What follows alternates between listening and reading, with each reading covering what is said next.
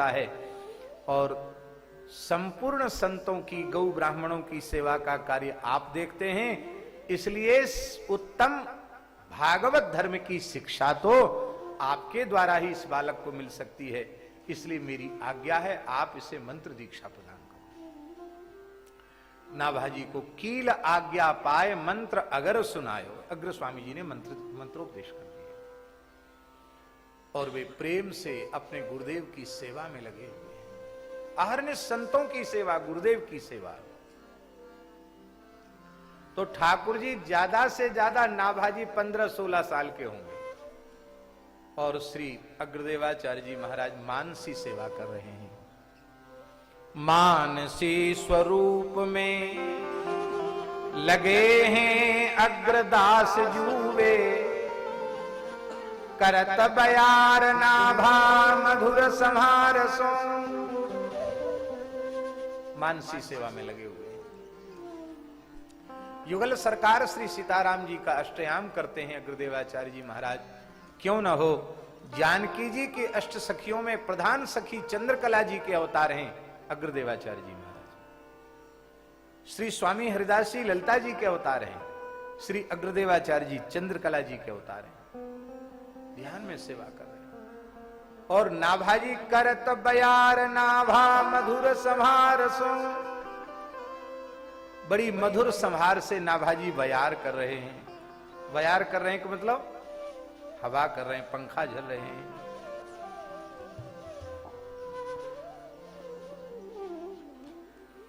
अब ये प्राचीन चित्र है, पुराना, और इसका जो है रंगीन आधुनिक यंत्रों से किया गया है। प्राचीन संग्रहालय से प्राप्त चित्र है ये। इसमें ये तो हैं नाभाजी और ये उनके गुरुजी श्री अग्रदेवाचार्य जी। फोटो देख के लग रहा है कितनी उम्र होगी, हम तो ज्यादा बोल रहे हैं 15-16 साल। चित्र देख के तो लगता है कि 10-12 ही साल के होंगे, ऐसा लग रहा है चित्र देख करके। नाभाजी किशोर हैं अधिक से अधिक, इससे ज्यादा आयु नहीं है नाभाजी। और गुरुजी के पीछे भाग में खड़े होकर पंखा झल रहे हैं। करत बयार नाभा मधुर संभाल सो, बड़ी मधुरता पूर्वक संभाल करके बयार कर रहे हैं, हवा कर रहे हैं। सेवा में बहुत सावधानी की आवश्यकता है। सेवा सुमिरन सावधान चरण राघव चितलाए। सेवा में बहुत सावधानी की आवश्यकता। बहुत से लोग कहेंगे अरे महाराज आपको गर्मी लग रही, पंखा करते हैं, पंखा की जान निकाल देंगे, ऐसे ऐसे जल्दी जल्दी पंखा हिलाएंगे पंखा टूट जाए। और सोचेंगे कि ज्यादा भाव से सेवा करें तो जिसको पंखा करेंगे उसी को 10-5 पंखों की चोट लगा देंगे। और सारी भूलों का प्रायश्चित इस युग में 2 अक्षर से हो जाता है, शौरी। शौरी कह दिया, सब खत्म।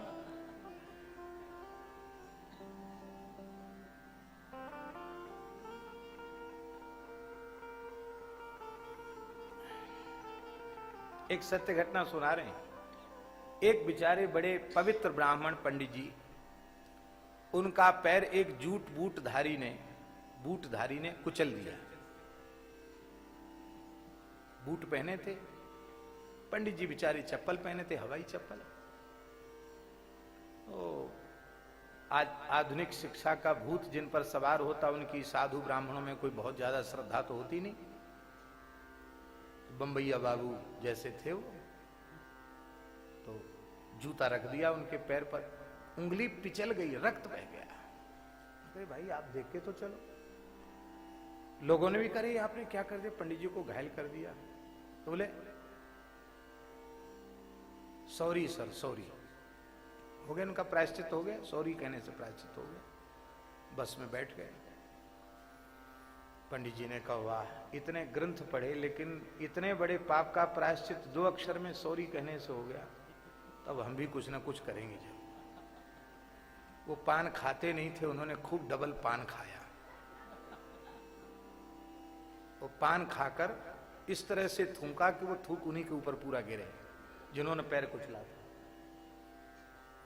थूका तो उनके सब टाई वाई बांधे थे और वो कोट वोट पहने थे, जो कुछ भी हो उसके ऊपर थूका। क्या सफारी सूट कहते, क्या कहते? तो वो बढ़िया सुंदर बगबगे कपड़ा पहरे थे, तो थूक दिया पूरा, वो आग बबूला हो गए। तो उन्होंने कहा सौरा।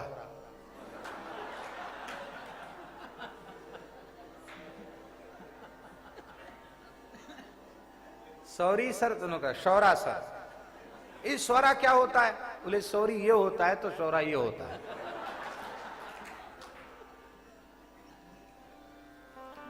हम कोई दृष्टांत नहीं सुना, हम सच्ची घटना सुना रहे हैं।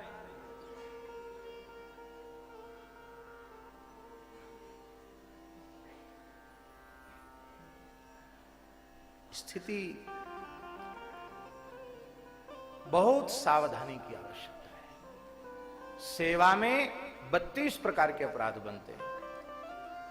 32 अपराधों से बचकर सेवा करनी। नामस्मरण में 10 प्रकार के अपराध बनते हैं। 10 नामापराधों से बचकर नाम जप करना। 32 सेवा के अपराधों से बचकर सेवा करना।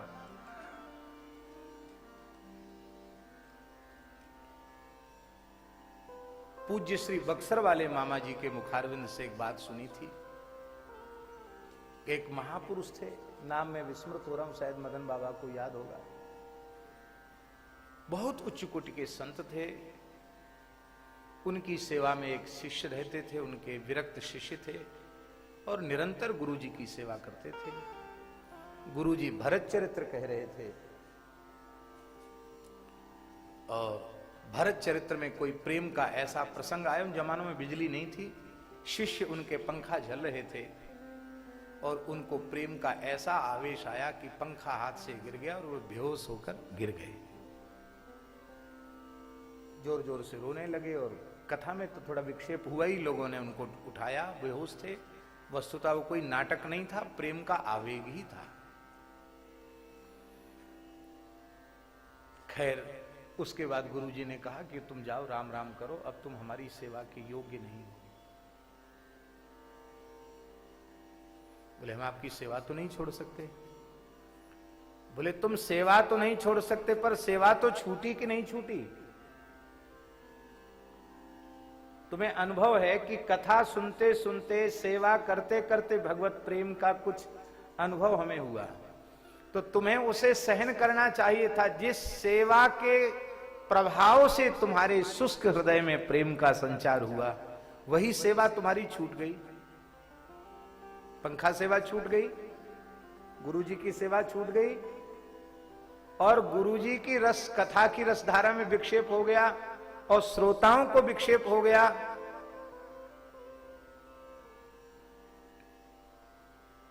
बेटा अभी तुम प्रेम पचाने में समर्थ नहीं। क्यों? जो तेरे घट प्रेम है, मलुकदास जी का दोहा, जो तेरे घट प्रेम है तो कहीं कहीं काहि जनाओ,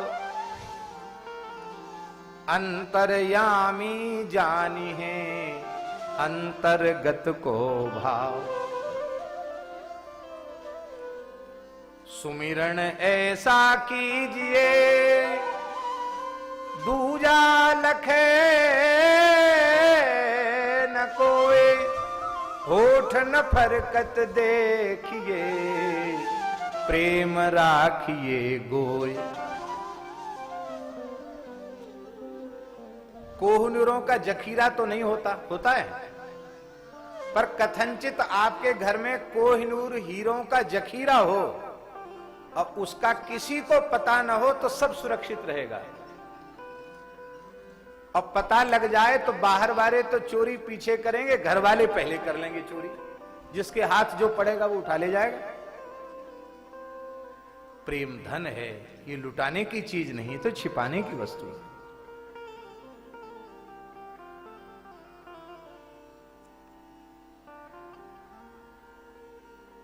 ठाकुर जी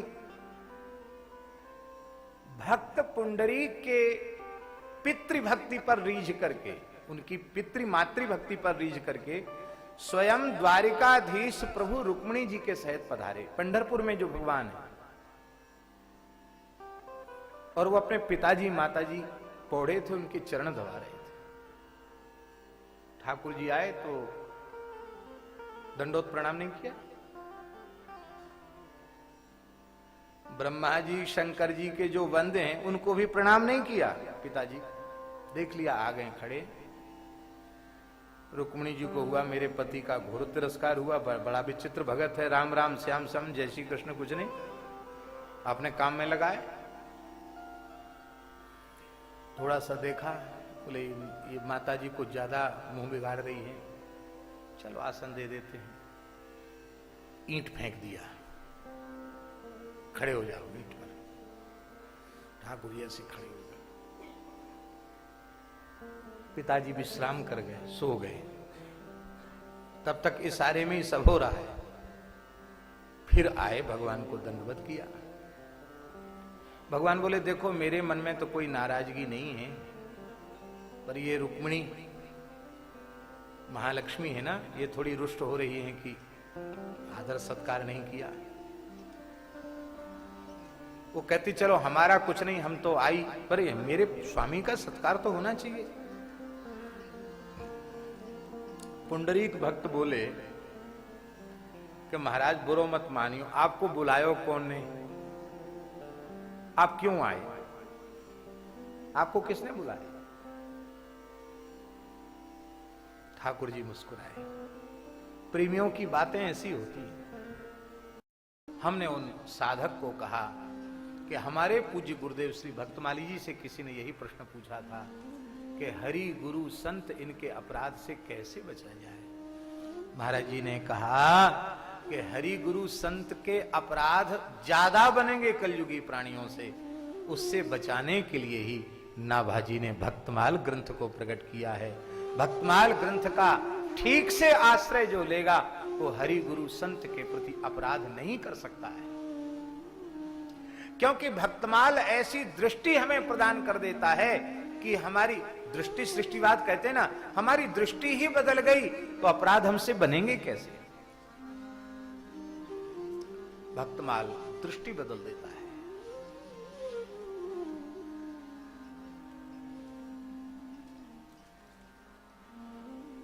एक और बात कह देते हैं।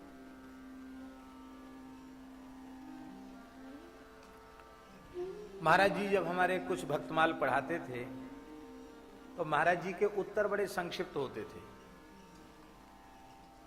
तो महाराज जी से किसी महात्मा ने पूछा, बोले महाराज जी ठाकुर जी की कृपा से, संतों की, गुरुदेवों की कृपा से संत का भेष तो ले लिया है, माता पिता पूर्वजों का पुण्य प्रताप, पर साधु भेष ले लिया है, हमारे जीवन में साधुता कैसे आ। महाराज जी हंसने लगे। महाराज जी बोले श्रीमान जी ईमानदारी से भक्तमाल ग्रंथ का आश्रय लो। महाराज जी बोले पुराने साधु सब भक्तमाल पढ़ते थे, क्योंकि भक्तमाल पढ़े बिना जीवन में साधुता आ ही नहीं सकती है। अहंकार की गंध आई कि भक्ति छूमंतर, और भक्तमाल ग्रंथ का आश्रय लेने वाले में अहंकार रह नहीं सकता। अहंकार का नाटक भी वो नहीं कर सकता, केवल आश्रय ले ले भक्तमाल का। हमने देखा है उन महापुरुषों को। पूज्य पंडित श्री जगन्नाथ प्रसाद भक्तमाली जी महाराज, गुरुजी से भी बड़ा प्रेम था, और उनके प्रथम उत्सव में गुरुजी ने तुलसीराम दर्शन स्थल में कथा कही थी। किस सन की बात है ठाकुर जी? शायद 85 की बात हो, 84 या 85 की बात है जी। परमहंस जी बोले 84 की बात। तो वो कथा ठाकुर जी हमने गुरुजी की पूरी सुनी थी। महाराज जी भी और गुरुजी भी विलक्षण वक्ता थे। सेवा कुंज वाले गुरुजी 8 घंटे बोलते थे, 4 घंटा एक बैठक, 4 घंटा एक बैठक। और तुलसीराम दर्शन स्थल खचाखच भरा रहता था। महाराज श्रोता कम, विद्यार्थी ज्यादा। उस कथा को दास ने सुना। यद्यपि अवस्था बहुत छोटी थी, उतनी समझ अब भी समझ नहीं, उस समय तो थी ही नहीं, लेकिन फिर भी महाराज जी विराजते थे तो महाराज जी के पीछे दास भी बैठता था। पंडित जी महाराज में कितनी सरलता थी। पंडित श्री जगन्नाथ प्रसाद भक्तमाली जी हम लोगों ने खूब दर्शन किया उनका, उनकी वाणी भी सुनी। उड़िया बाबा आश्रम में एक गोष्ठी हुई, विद्वत गोष्ठी। परम पूज्य श्री उड़िया बाबा विराजमान थे। श्रद्धेय स्वामी श्री अखंडानंद सरस्वती जी महाराज सभा का संचालन कर रहे थे। आप सोचो, जिस गोष्ठी के संचालक पूज्य स्वामी श्री अखंडानंद सरस्वती जी हों और स्वयं बाबा श्री उड़िया बाबा विराज रहे हों, क्या शोभा। उस समय वृंदावन में एक अच्छे संस्कृतज्ञ पंडितों की परंपरा भी थी। तो बहुत आग्रह किया गया तो पंडित श्री भक्तमाली जी भी, पूज्य श्री जगन्नाथ प्रसाद भक्तमाली जी भी सभा में पधारे। पहले तो उन्होंने मना ही कर दी। उन्होंने कहा कि भाई देखो, विद्वत गोष्ठी में तो हमारा क्या काम, हम तो पढ़े ही नहीं है। कोई विद्वान होवे तो विद्वत गोष्ठी में जावे, हम तो पढ़े ना है, तो हम क्या करेंगे विद्वत गोष्ठी में। सीधी सीधी भक्तमाल की कथा कहते हैं, जबकि पंडित जी स्वयं प्रकांड पंडित थे। पर आग्रह हुआ तो बोले सिर माथे पर, महापुरुषों की आज्ञा, चले आए पंडित जी। श्री उड़िया बाबा ने कहा आज सभा की अध्यक्षता, संकेत में कहा कि पंडित जी को आज अध्यक्ष बना दो। तो पंडित श्री भक्तमाली जी को अध्यक्षता प्रदान कर दी गई। और आप सब जानते हो कि जब विद्वत गोष्ठियां होती हैं तो सबसे कमती समय बोलने के लिए अध्यक्ष जिसको बना दिया जाता है, उस पर सबसे कम, भले ही संचालक कहें कि 5 मिनट का समय है, तो 5 मिनट मंगलाचरण करके तब तो गला थोड़ा गर्म होता है। फिर हमारे यहाँ के लोग कुछ बोलना शुरू करते हैं और फिर वो कहे कि बंद हो गया। तो पंडित जी महाराज लेट हो गए, पंडित जी महाराज को अध्यक्ष बनाया गया। श्री अखंडानंद जी महाराज ने कहा कि पंडित जी महाराज अध्यक्षीय आशीर्वाद देंगे। तो श्री पंडित जी ने क्या अध्यक्षीय भाषण क्या कहा सुना में। पंडित जी ने कहा, हमारे सामने की बात नहीं है, महाराज जी की वाणी से सुनी हुई बात आपको सुना। पंडित जी बोले, भक्त भक्ति भगवंत गुरु चतुर नाम बपु एक, इनके पद बंधन किए ना से बिघ्न। बोल वृंदावन बिहारी। सवन के चरणन में प्रणाम करते भये, हम तो एक ही बात कहें, श्री गुसाई जी ने गायो है, लाखन में एक बात तुलसी बताए जात, जन्म जो सुधारो चाहो तो राम नाम लीजिए। बोल वृंदावन बिहारी। बस हो गया अध्यक्षीय भाषण। कहते महाराज, उनके इतने से वक्तव्य से सब सभा स्तब्ध हो गई। और श्री उड़िया बाबा जी ने कहा, ये वस्तुतः अध्यक्षीय भाषण हुआ। लाखन में भैया तरह तरह की चर्चाएं लोगों ने की हैं, लेकिन असली बात तो यह है कि लाखन में एक बात तुलसी बताई जाती, जन्म जो सुधारो चाहो तो राम नाम लीजिए। ये जो पंडित जी में दैन्य था, इस दैन्य भक्तमाल की कृपा से था।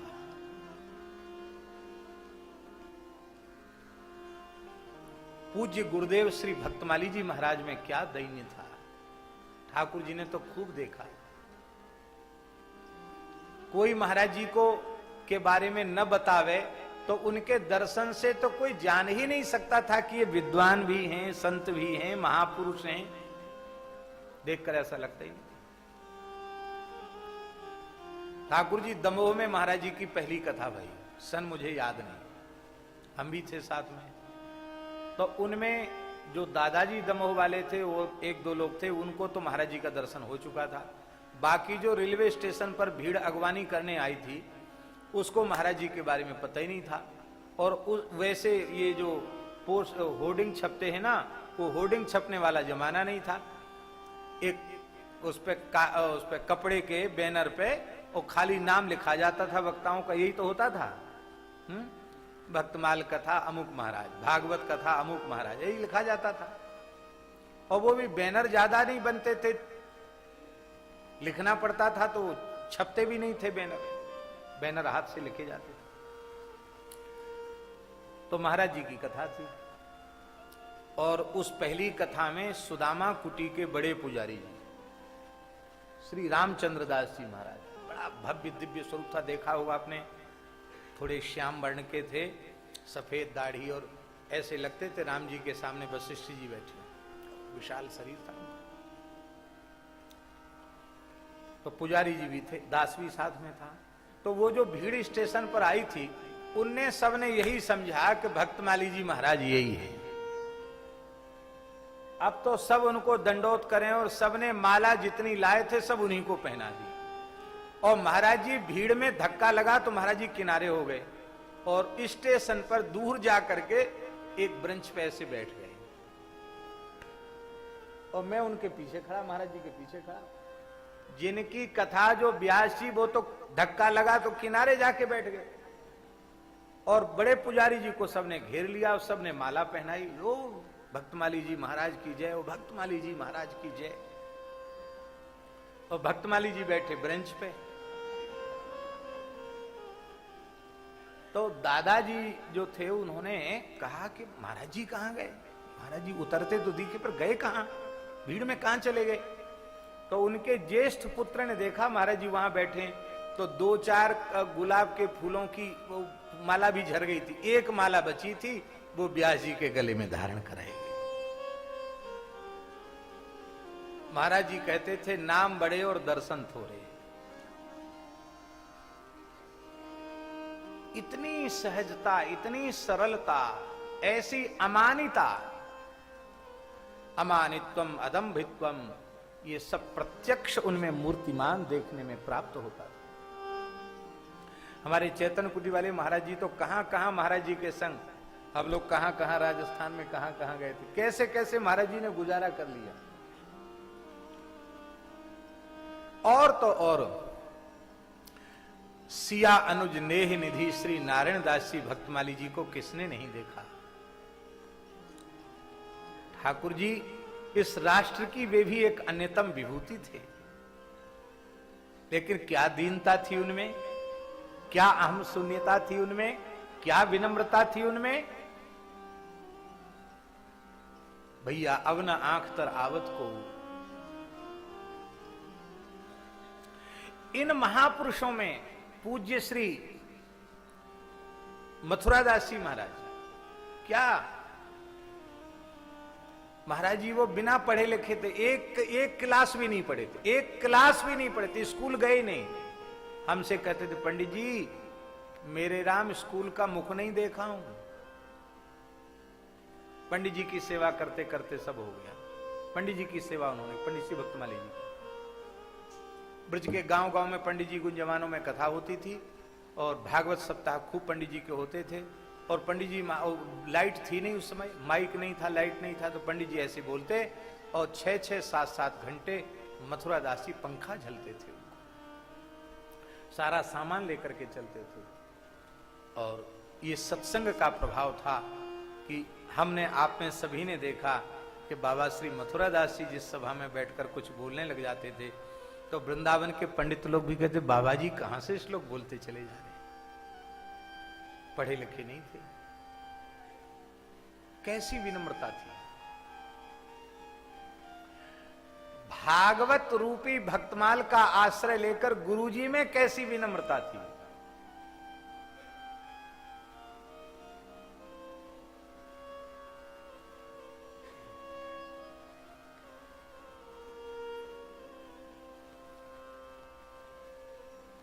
आपने कहीं देखा सुना ऐसा कि जो मुख्य व्यासपीठ पर बैठा वक्ता हो, नंदोत्सव पे दूसरे को बिठा दे?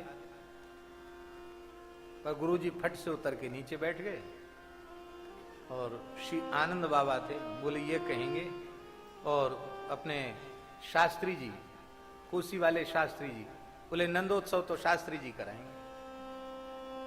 तो गुरुजी आप आसन, तब तक तो गुरुजी नीचे उतर गए। धन्य है। दैन्य ही यह व्यक्त करता है कि इनके हृदय में भक्ति विराजमान है। भगवत स्वरूपों में भेद बुद्धि करने से भगवत अपराध बनता है। और संतों में भेद करने से, भक्तों में भेद करने से भक्तापराध बनता है। भक्तमाल एक दृष्टि देता है। क्या दृष्टि देता है? अवतारों के संबंध में भक्तमाल की दृष्टि। जिते अवतार सुख सागर ना पारावार, करें विस्तार लीला जीवन उधार को, जाहि रूप माझ मन लागे, जाको पागे तहीं जागे ही ये भाव, वह पावे कौन पार।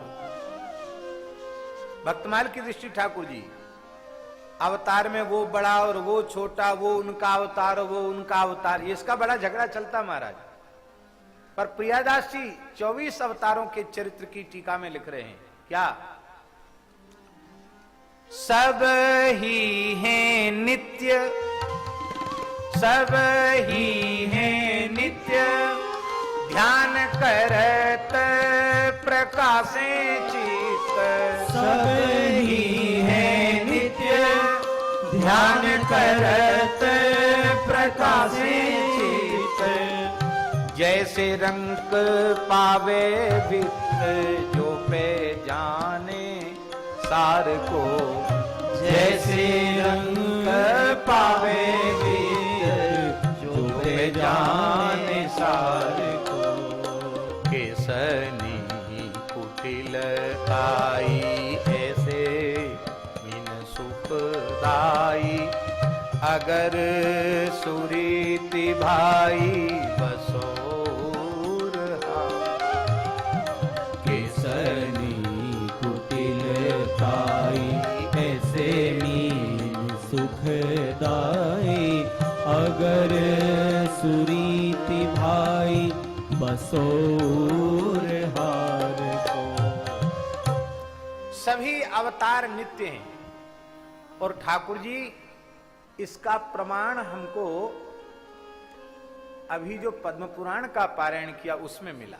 महाराज जी वहां भगवान के वैकुंठ का वर्णन है और गोलोक साकेत का वर्णन है। वहां एक विशेष बात लिखी है झाजी, वहां लिखी है कि भगवान के जितने भी अवतार हैं सबके पृथक पृथक लोक हैं और सब लोकों में भगवान अपने नित्य स्वरूप से विराजते हैं। ये विशेष बात लिखी है पद्म पुराण में, हमने उसको चिन्हित किया। सब ही है नित्य और ध्यान करत प्रकाशे चित्त। आप ध्यान कीजिए किसी भी अवतार का, किसी भी स्वरूप का, वही आनंद आपको मिलेगा जैसे रंग पावे वित्त, जैसे किसी कंगाल को खजाना मिल जाए। भगवान के स्वरूपों में भेद नहीं है। पर हम इतने बड़े भगत हो गए कि हमको रामकृष्ण नारायण में भेद समझ में आने लग गया। इसी बात का झगड़ा, परात्पर कौन, अवतार कौन और अवतारी कौन।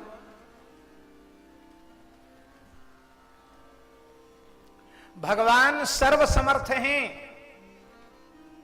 पर सर्वसमर्थ भगवान एक काम में असमर्थ हैं। कौन से काम में? भगवान सर्वसमर्थ हैं, कर्तुम अकर्तुम अन्यथा कर्तुम समर्थ हैं, पर अपने जैसा दूसरा बनाने में समर्थ नहीं है। अपने जैसा दूसरा बनाने में समर्थ होते तो कह देते। तब ये क्यों कहते कि आप सरिस खोजो कहां जाई, नृप तब तनय होहू में आई। आप सरिस खोजो कहां जाई, नृप तब तनय होव में आई। ब्राह्मण बोले किंचायम राजर्षि अपत्य कामः, ये राजर्षि नाभि संतान की कामना वाला है। भवादृषिम आशासानः, आपके जैसे ही संतान चाहता है, दीजिए इसको। भगवान हंसने लगे। भागवत पंचम स्कंद में भगवान हंसने लगे। भगवान